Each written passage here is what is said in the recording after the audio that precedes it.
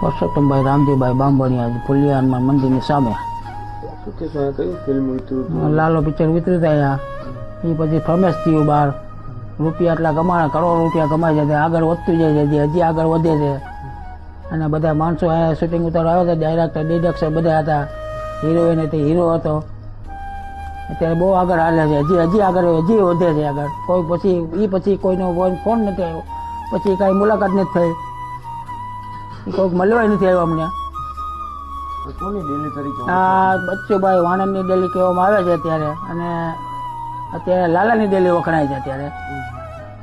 એટલે ઘણા માણસો જોવા આવે, ઘણા શૂટિંગ ઉતારવા ફોટા પાડવા આવે છે અહીંયા આગળ. કેટલા માણસો, બહારના માણસો આવે છે અહીંયા. હજી ચાલુ જ છે અમારે હજી. પછી તો આગળ નથી ભાઈ. એ બધા અહીંયા કપડાં ધોતી હોય ને અહીંયા લાલાની બહુ બેઠી હોય ને ખુશી બેઠી હોય ને એ ભાઈ અહીંયા બેઠા હોય, પછી ઘરમાં જાય ને ઘરમાંથી બહાર નીકળે, પછી પીને બહાર તો રિક્ષા આખી હોય.